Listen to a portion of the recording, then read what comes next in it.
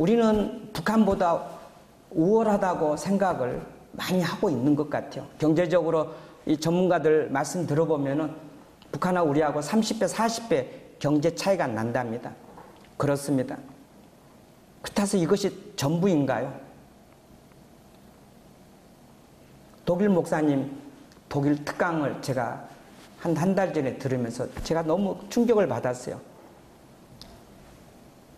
북한에 다녀오셔서 바로 베를린 공항에 내리는 딱 순간, 아, 독일이 너무 잘못되고 있구나.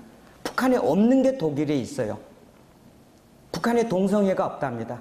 근데 독일 공항에 내리자마자 동성애가 보이는 거예요. 여러분, 제가 베를린에 살고 있는데 베를린은 세계 동성애 메카입니다, 여러분. 동성애 메카예요. 유럽은 동성애로 다 무너졌습니다. 로마가 음란으로 가정이 무너지고, 구체적으로 하면은 로마도 동성애로 무너진 거예요.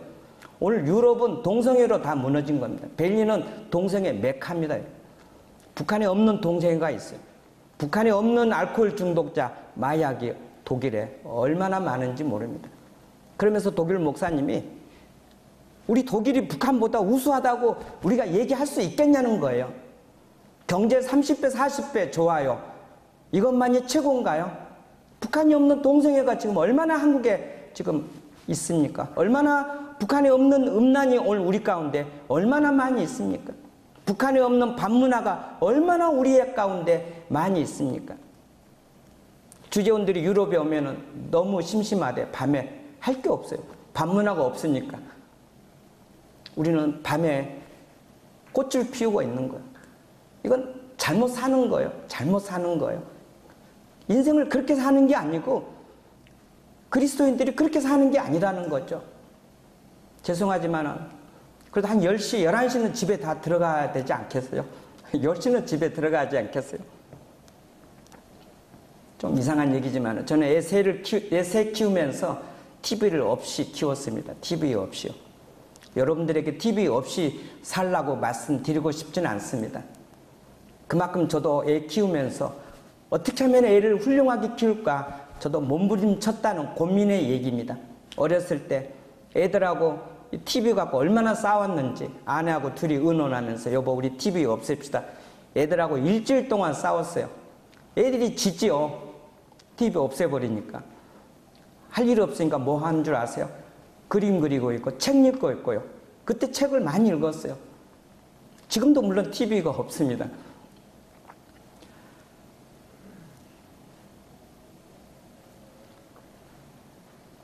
첫 번째 지금 제가 회개에 대해서 말씀드리고 있는데 구체적으로 제가 말씀드리지 않아도 우리가 회개할 게 너무 많은 것 같아요. 우리 안에 갈등도 너무 많고요. 통일되기 이전에 우리 안에서 좀 하나가 돼야 되는데 독일 통일을 연구해 보면요. 독일 통일되기 전에 동서독 교회가 연합이 됐거든요. 이게 독일 통일에 큰 영향력을 끼쳤거든요. 우리는 통일되기 전에 남남 갈등이 얼마나 심한지 몰라요. 이데올로기로 너무 심하고 우리 안에 갈등이 너무 많은 거죠. 우리는 북한을 원수라고 생각합니다. 어떤 사람은 이웃이라고 생각합니다. 어떤 사람은 친구라고 생각합니다. 생각하기에 다 다릅니다.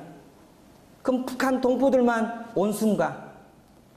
내가 미워하고 만나지 않고 전화하지 않고 아예 상대도 하지 않으면 그 사람이 내 원수 아니겠습니까? 그렇잖아요.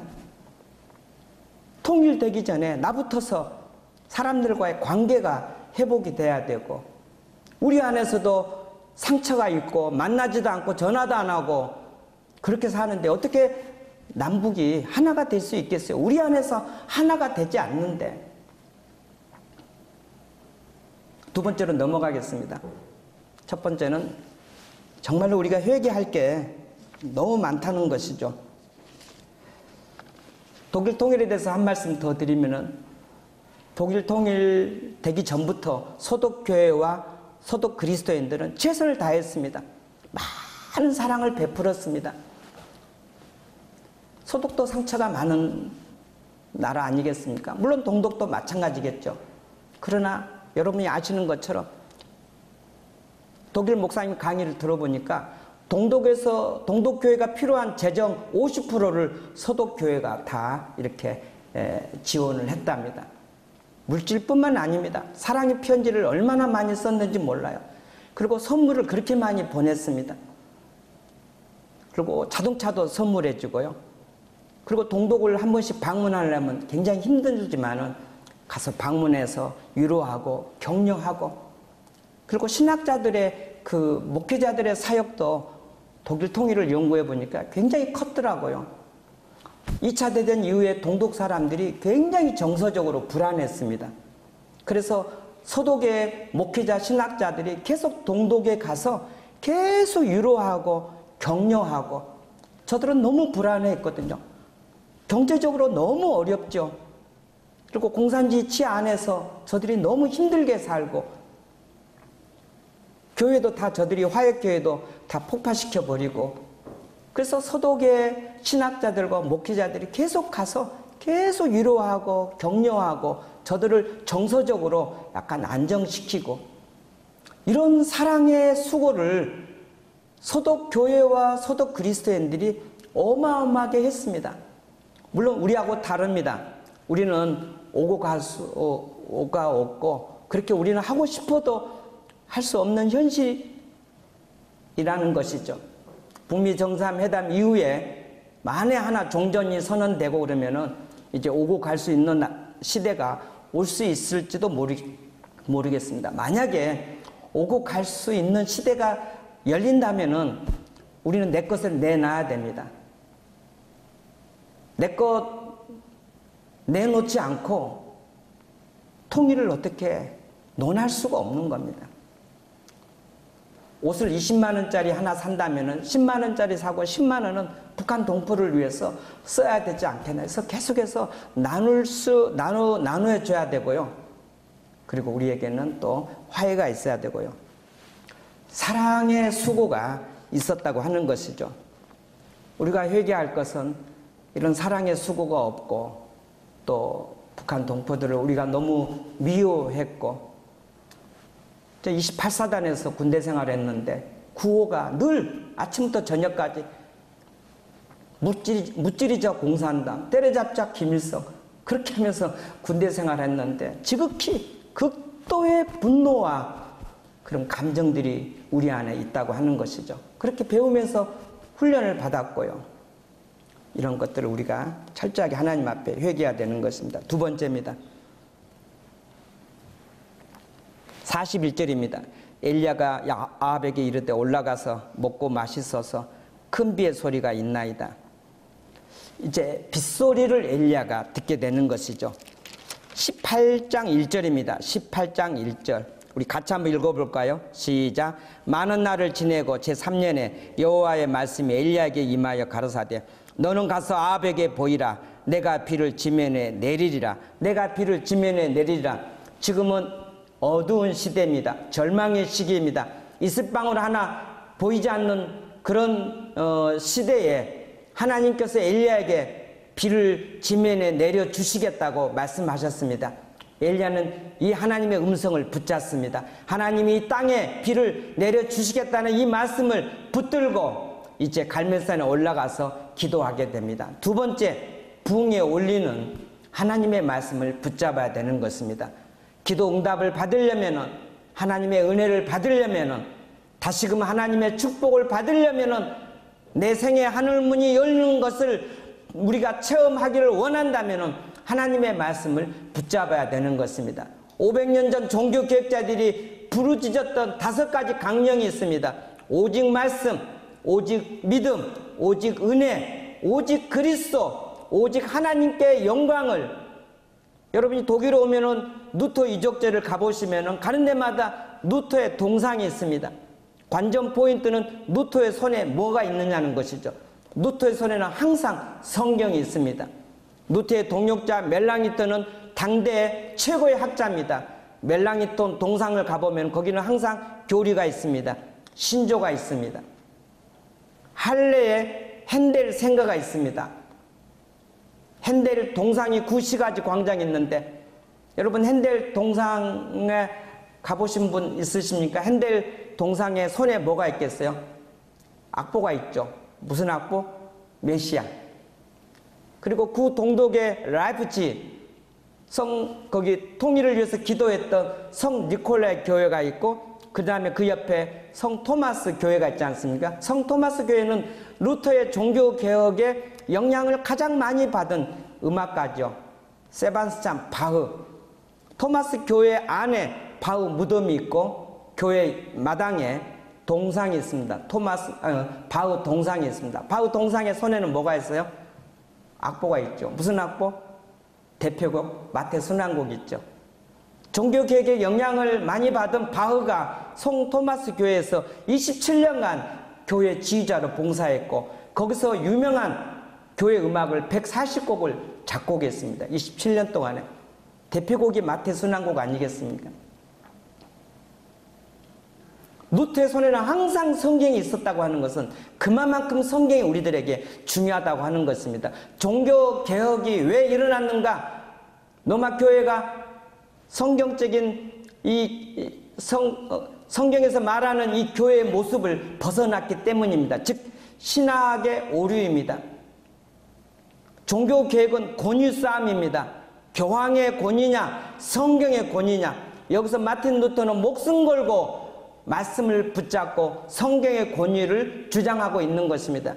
체코의 야누스가 성경의 권위를 주장하다가 화형당했습니다. 유클리프가 성경의 권위를 주장하다가 죽은 지 44년 만에 가톨릭 교황청에서 분노가 풀리지 않아서 죽은 지 44년 만에 유골을 파내어서 불태웠습니다. 100년 후에 윌리엄 텐데일이 성경을 번역했습니다. 100년 전에 유클리프는 라틴어에서 영어로 성경을 번역했고, 윌리엄 틴데일은 언어 천재입니다. 그래서 히브리어, 헬라어, 언어에서 영어로 번역합니다. 이게 윌리엄 틴데일의 성경입니다. 오늘 영국 영어의 표준이 되고 있습니다. 전 세계 영어권에 영향력을 어마어마하게 끼쳤던 것이죠. 그렇게 성경을 번역했던 윌리엄 틴데일이 벨기에 브뤼셀에서 붙잡혀서 화형당했습니다. 즉 우리가 갖고 있는 성경은 순교의 피가 묻은 성경이라고 하는 것이죠. 다시 하나님의 은혜를 붙잡으려면 성경의 말씀을 다시 우리가 붙잡아야 되는 것입니다. 저도 뭐 핸드폰을 하지만은 핸드폰 좀 내려놓고 성경을 읽어야 돼요. 제가 독일에 있으면서 SBS에서 초등학생들 스마트폰에 빠진 그 영상을 제가 하나 봤는데, 한 40분, 50분짜리 그 영상을 보면 제가 너무 충격을 받았어요. 우리 국내 학생들이, 초등학생들이 다 스마트폰에 빠졌더라고. 일어나자마자 스마트폰이야. 밥 먹으면서도 스마트폰이고, 잘 때까지도 스마트폰이고. 한국에 와서 이렇게 주로 지하철 타고 다니는데 전부 다 할머니들도 이제는 스마트폰 하더라. 옛날 할머니들 잘 안 했는데 요즘은 할머니, 할아버지들도 다 스마트폰. 온 민족이 스마트폰에 푹 빠져버렸어요. 스마트폰에 완전히 중독이 됐어요. 그럼 저는 스마트폰 안 하는가? 저도 합니다. 카톡 하는데 좀 절제해야 되지 않겠어요? 절제. 그리고 성경을 읽어야지. 그렇게 스마트폰에 푹 빠져 있으면 언제 성경을 읽어요? 우리 다시 한번 성경을 붙잡아야 될 줄로 믿습니다. 세 번째입니다. 하나님 앞에 간절히 기도하게 됩니다. 세 번째 부흥에 올리는 기도입니다. 42절 같이 한번 읽겠습니다. 열왕기상 18장 42절. 이건 별표해야 됩니다. 빨간 줄로 다 그어 놓으시고 42절 아주 중요한 구절이죠. 같이 읽겠습니다. 아합이 먹고 마시러 올라가니라. 엘리야가 갈멜산 꼭대기로 올라가서 땅에 꿇어 엎드려 그 얼굴을 무릎 사이에 놓고, 엘리야가 간절히 하나님 앞에 기도하는 모습입니다. 부흥이 일어났을 때 이렇게 기도해야 됩니다. 간절하게 하나님 앞에 기도해야 됩니다. 하나님 앞에 간절히 기도할 때 부흥이 일어난 줄로 믿습니다. 기도 없이 부흥 없습니다. 기도 없이 능력이 없는 것입니다. 왜 한국교회가 자꾸 쇠퇴한다는가? 점점 기도가 약해지고 있기 때문인 것입니다. 유럽교회가 왜 쇠퇴하는가? 기도가 점점 약해졌기 때문이라고 하는 것입니다. 제가 한국에 한 번씩 오면 여러 교회에서 초청받아서 이렇게 설교를 하게 됩니다. 많은 목사님들과 대화하는 가운데 목사님들이 스스로 그러셔요. 요즘 한국교회가 기도가 많이 줄어들고 있습니다. 그렇더라고요. 저도 대학교 때 기도를 제일 많이 했던 것 같아요. 전 대학 졸업하고 직장생활 좀 하다가 폐결핵에 걸렸습니다. 그 전에 제가 서울서 기도하다가 은혜를 받고 2박 3일 금식 기도하다가 너무 은혜를 너무 많이 받아갖고 주의 종이 되겠다고 소원을 했거든요. 그래서 아버지에게 이제 직장생활 그만두고 신학교 간다고 했더니 아버님이 노발대발해요. 저희 아버님은 예수 안 믿는 분입니다. 그리고 술을 그렇게 좋아하셔요. 알코올 거의 중독자 수준입니다. 제 아버님은. 하루에 이 대병을 다 드셔야 주무시는 분이에요. 술주정 한번 하고요. 사남매 다 오라게 하고 또 한 2~3시간 또 이렇게 교훈하시고, 어머니는 절에 나가시고 온 집안이 부적이에요. 베개 밑에 이불 속에 부적이고, 할머니는 무당을 좋아하고, 신학교 가겠다는 아버지가 막 노발대발하고, 제가 장남인데 내가 너를 호적에서 파버리겠대요. 신학교 간다고 했더니. 나중에 알았는데 호적을 팔려면 서류가 26개가 필요해요. 아버지도 고민을 하는 거예요. 그래서 이제 한 10개월 만에 아버지가 저를 부르더라고요. 너 가고 싶은 대로 신학교 가라. 내가 너 가는 길을 막을 수가 없다. 할렐루야, 아멘. 예. 그때 제가, 그러니까 서운하고 신학교 간다고 했을 때 아버지가 노발대발하고 내가 널 호적에서 파버리겠다고 할 때 제가 다시 신학교 안 가겠다고 그러고 아버지 달래고 서울로 올라가서 직장생활을 하다가 폐결핵에 걸린 거예요. 폐결핵에 걸리기 전에는 아버지가 무서웠어요. 그리고 하나님 아버지는 덜 무섭고요. 우리 아버지가 늘 그랬어요. 너는 왜 아버지가 둘이냐는 거예요. 제가 아버지 하니까 너는 왜 우리 아버지는 아버지가 하나밖에 없는 거예요. 하나님 아버지를 안 믿으니까. 너는 왜 아버지가 둘이냐고. 어쨌든 한번 아주 술 마시면서, 술 마시고 나서 막 화를 내시더라고요. 너는 왜 아버지가 둘이냐고 아주. 응? 아버지로서는 기분 나쁜가 봐요. 아버지 하나인데 자꾸 둘로 인정하니까. 그런데 폐결핵에 걸린 딱 순간 아버지보다도 하나님 아버지가 무섭더라고요. 이제는 죽게 아니면 살게요. 그때 제가 기도를 제일 많이 했습니다. 제가 32에 봄에 결혼했는데 31살. 그때 기도를 제일 많이 했습니다. 31살, 30살. 청년 때. 보통 새벽 기도 끝나고 보통 2시간, 3시간, 많이 하면 4시간씩 기도했으니까. 왜냐하면 폐결핵에 걸려서 이건 뭐 죽느냐 사느냐 갈림길이기 때문에 저로서는 어떻게 뭐 해볼 길이 없는 거예요. 그때 두 손 들고 제일 많이 불렀던 게 옛날 찬송가 예수 나를 오라 하네. 그 찬송을 새벽기도 끝나고 손 들고 그렇게 그 찬송을 많이 불렀어요. 매일매일 눈물을 쏟아가면서 하나님 제 폐결을 고쳐주시면 제가 신학교 가겠습니다. 아버지보다도 하나님 아버지가 무섭더라고요. 그래서 하나님 이제 고쳐주시면 신학교 가겠습니다. 그때 하나님이 1년 만에 폐결핵을 다 고쳐주시고 86년도에 신학교 입학하고 87년도에 결혼하고요. 물론 결혼하기 전에 폐결핵 다 완치가 됐고 한 번 더 검진하고 의사가 결혼해도 좋다고 해서 결혼해서 애 산 낳고 지금 잘 살고 있답니다.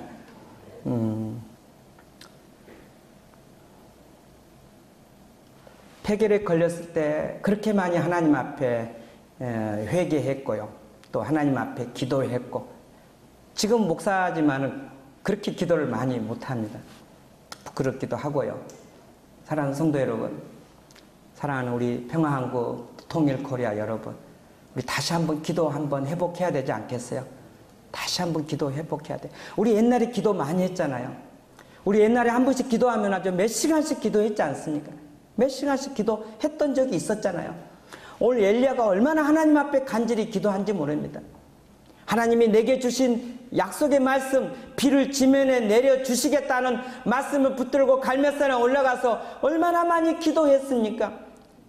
마틴 루터가 말씀에 목숨을 걸고 루터가 얼마나 많이 기도했습니까? 기도할 때 놀라운 역사가 일어날 줄로 믿습니다. 여러분 잘 아시는 동독의 옛날에 그 동독의 라이프치 성 니콜라이 교회에서 동독 젊은이들이 1982년 가을부터 매주 월요일 5시부터 젊은이들이 모여서 평화 통일을 위해서 기도했지 않습니까? 1989년 11월 9일 날 베를린 장벽이 무너졌습니다.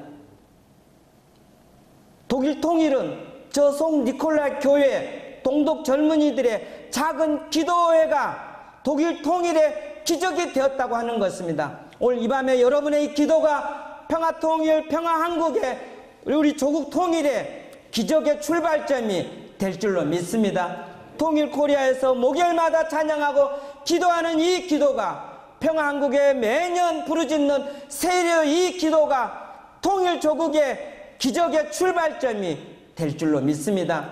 우리의 보기에는 작은 기도이지만은 두세 사람이 모인 곳에 하나님이 내가 함께 하시겠다고 약속하지 않았습니까? 물론 독일 통일이 성 니콜라이 교회에서 기도하는 사람의 기도만이 아니라고 하는 것입니다. 거가 중심적인 교회였고 드레스덴에 기도했고 전체에서 다 기도했지 않겠습니까? 오늘 통일 한국을 위해서 얼마나 많이 국내외에서 저희 독일에서도 독일 목사님이 1년에 2번씩 북한을 위해서 금식 기도하고 있습니다. 통일을 위해서 4그룹이 필요합니다. 사우스 코리아 SK 한국 사람들, 노스 코리아 NK, 그리고 디아스포라 코리아 DK, 그리고 한국을 사랑하는 러브 코리아, 베를린에 있는 독일 목사님 디펜바우 목사님이 얼마나 한국을 우리보다 더 사랑합니다. 1년에 2번씩 북한을 위해서 금식 기도하는 거예요. 얼마나 기도를 많이 하는지 몰라요. 금년 봄에 3월에 북한을 위한 금식 기도했는데 한 번도 그런 일이 없었는데 강대상 앞에다가 통일에 영향력을 끼치는 6개 나라 국기를 놓고 기도했습니다. 지금 6개 나라가 움직이고 있지 않습니까? 북한, 한국, 러시아, 중국, 그리고 미국, 러시아, 중국, 일본, 한국, 북한 6나라 통일에 영향을 줄 수 있는 그 6나라 국기를 놓고 기도했는데 지금 6개 나라가 얼마나 지금 긴박하게 움직이고 있습니까? 지금 이 현상, 북미 정상회담, 남북 정상회담 외교적으로 해석이 안 됩니다. 정치적으로 해석이 안 됩니다. 오래전부터 평화한국에서 그리고 통일 부흥한국, 통일 코리아에서 그리고 수많은 우리 그리스도인들 국내에서 외국 사람들과 함께 기도했던 결과인 줄로 믿습니다. 그러나 이제 시작이지 않겠습니까? 북한의 저 견고한 진이 저는 쉽게 무너지지 않으리라고 봅니다. 정상회담 한번 해가지고 김정은이가 다 오케이, 저는 그렇게 믿지는 않습니다. 여러분, 어둠의 세력이 그렇게 정상회담 한 번, 2번 해갖고 어둠의 그 견고한 진이 정치적으로는 희망이 있을지 모르겠습니다. 우리는 영적인 사람입니다. 영적으로 볼 때 저 북한의 김일성 주체 사상 엄청난 견고한 진이 여러분 정상회담 한두 번으로 무너지겠습니까? 서약 협약에서 그게 될 것입니까? 영적으로 봐야 되는 것이죠. 저는 북한의 저 견고한 진이 쉽게 무너지지 않을 거라고 봅니다. 정상회담 결과가 좋다 할지라도 영적으로 볼 때 쉽게 이게 해결되지는 않습니다. 그렇다면은 우리는 더 많은 기도가 필요합니다. 더 많은 눈물이 필요하다고 하는 것입니다. 우리가 하나님 앞에 기도해야 될 줄로 믿습니다. 정리하겠습니다. 다시 한번 우리가 부흥을 위해서 그리고 하나님의 은혜를 받기 위해서 기도해야 된다면 첫 번째는 회개입니다. 두 번째는 말씀입니다. 그리고 기도입니다. 그러나 하늘에서 비가 금방 내리는 게 아니라 7번까지 사안을 보내는데 구름조각 하나 보내지 않습니다. 7번까지 다시 가라. 인내입니다. 끝까지 인내해야 됩니다. 깊은 인내가 필요합니다. 부흥은, 통일은 하나님의 때 하나님의 방법으로 우리들에게 주실 줄로 믿습니다. 독일 목사님 독일 특강 강의하는데 결론을 이렇게 내리셨습니다. 통일은 사람으로는 불가능하되 하나님께 불가능한 게 어디 있겠냐는 것이죠. 독일과 한국은 정치적으로, 지리적으로 모든 게 다 다릅니다. 독일 통일 30년 됐습니다. 지금도 어렵습니다. 남북 통일, 독일보다 몇 배 더 어렵습니다. 많은 기도가 필요합니다.